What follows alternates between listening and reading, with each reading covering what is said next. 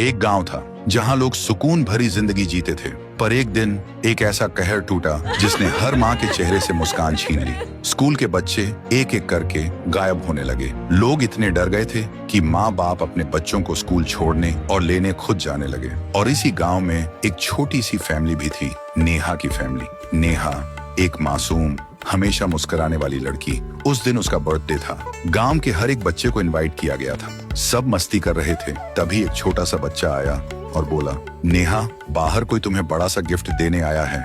नेहा हंसी और चली गई। काफी टाइम बीत जाता है, सब नेहा का इंतजार कर रहे होते हैं, लेकिन नेहा का कोई अता पता नहीं था। मम्मी ने पापा से पूछा, नेहा अभी तक नहीं आई? पापा बोले, किसी दोस्त से बात कर रही होगी। लेकिन मम्मी का मन नहीं माना और बाहर चली गई नेहा को बुलाने।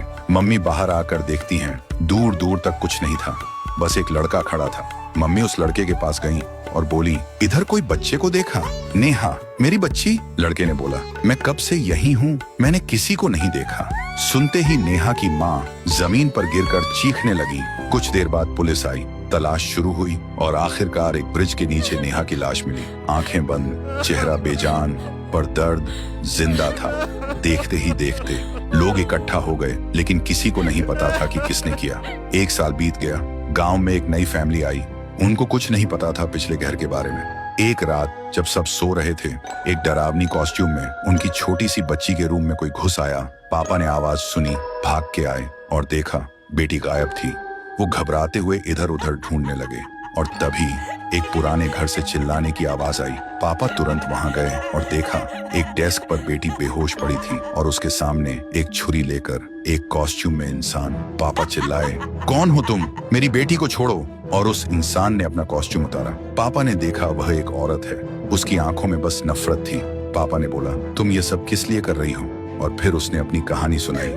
मेरा बेटा सबका मजाक बन चुका था, किसी ने उसे कभी दोस्त नहीं माना। एक दिन उसने खुद को खत्म कर लिया। मैं पागल हो गई थी। मैं हर स्कूल बच्चे से बदला लेने निकली थी, एक एक करके सबको।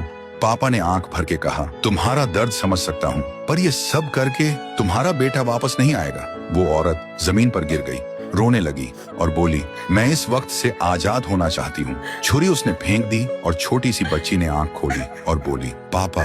और फिर पापा ने उसे घर ले आए। तो दोस्तों, अगर ये कहानी आपके दिल को छू गई तो कमेंट में आपका दिल जरूर छोड़िए और ऐसी ही कहानियों के लिए चैनल को सब्सक्राइब करना मत भूलिए।